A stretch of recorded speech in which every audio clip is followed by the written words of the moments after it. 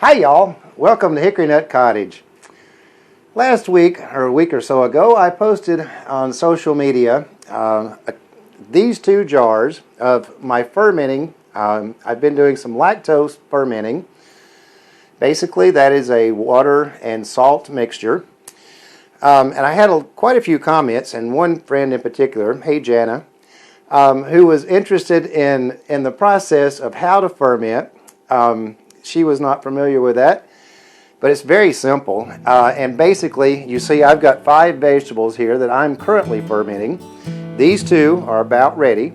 I'm going to actually test them as we go. But the process of fermenting, basically you just want to keep your vegetables. I keep them in large chunks with the exception of my sauerkraut, which I've cut in a smaller chunks. But most of the others, the carrots, the cauliflower, the peppers, and the onions, I've kept in relatively large chunks so that they will stay submerged under the water. Basically, to ferment, you do not want to use any chlorinated water. I use a filtered water, which you can buy at the grocery store. It's about $1. And you do not want to use any kind of iodized salt. I use either kosher salt or Himalayan salt. Either one works just fine, and I've actually used both in these jars here. The last 2, I've used some Himalayan salt. The first 3, I used kosher salt. Either one will work. Again, it's just you cannot use iodized salt, and you cannot use chlorinated water. But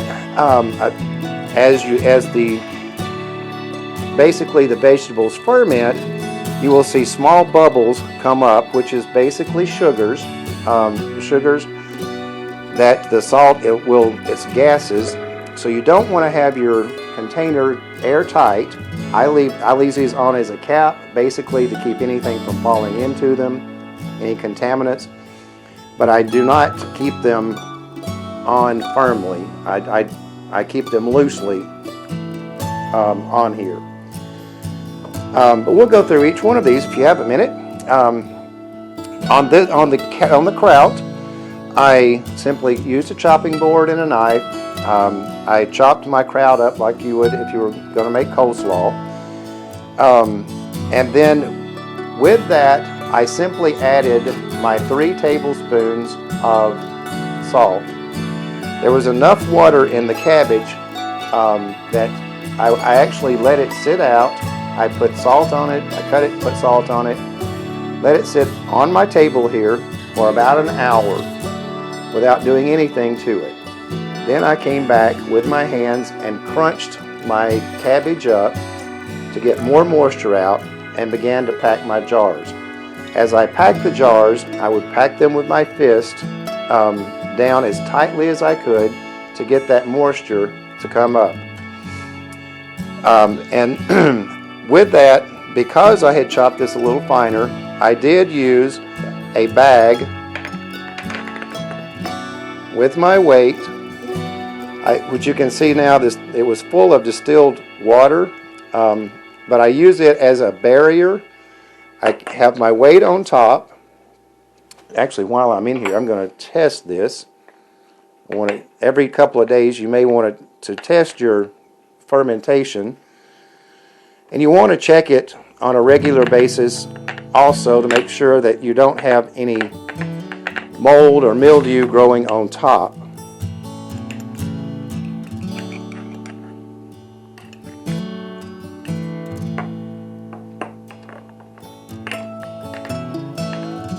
That is very good coleslaw. That is so good. Excellent. With the next one is my carrots. And with the carrots, it was the same process. Well, actually, it's not the same process. It was different than that. I boiled 4 cups of water, 3 tablespoons of salt, distilled water, and this was kosher salt. But with the carrots, I actually added a black tea bag. The tea bag, what it does is it actually keeps your carrots or your vegetables crisp. With a different fork so that I don't take the risk of cross-contamination. Not that my fingers wouldn't do that.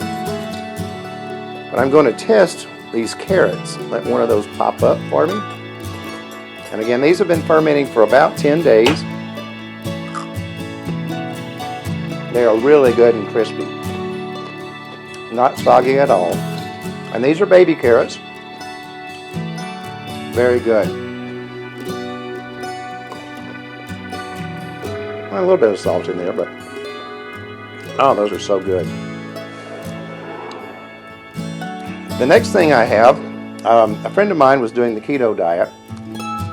So I was at Aldi's one day and I thought, well, I'll pick him up a head of cauliflower. Well, he said there's nothing more boring than cauliflower, and I have to agree.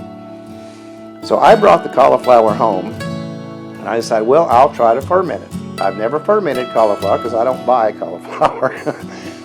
But I did with this particular jar, I added a teaspoon of turmeric just to give it a little bit of extra flavor.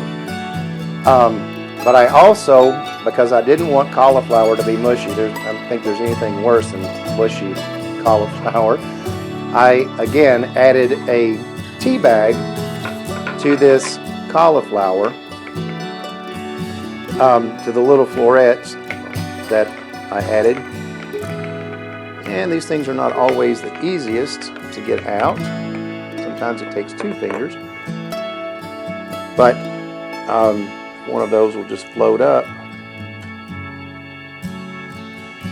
And you do want to check your fermentation as you go. But those two have actually fermented nicely. The tea bag has kept them pretty crisp. The turmeric is really nice flavor to add to that. The next thing that I fermented was onions. Publix had their purple onions on sale a couple of weeks ago. So being ambitious, I thought, well, I can ferment those, and those will be great on hot dogs or with the coleslaw. They would make a nice combination. So I brought home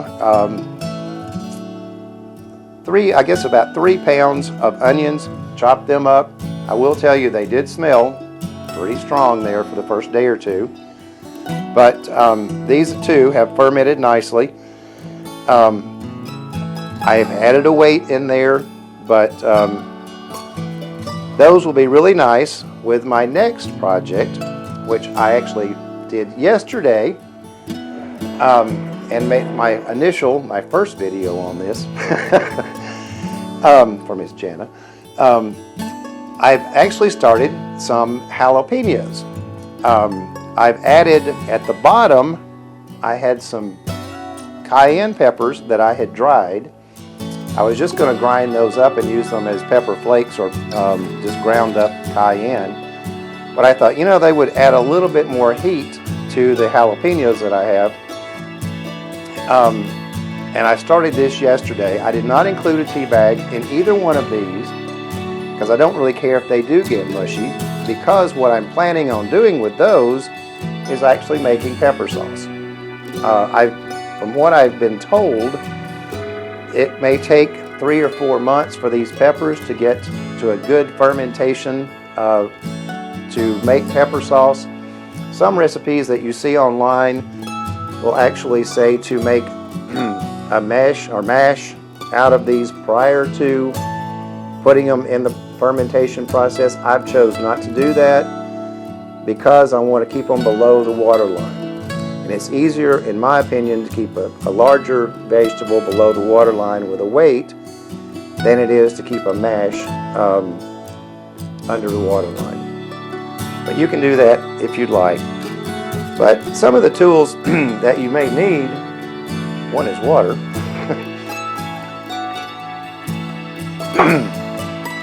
But in fermentation, I want to show you some of the things that I've used.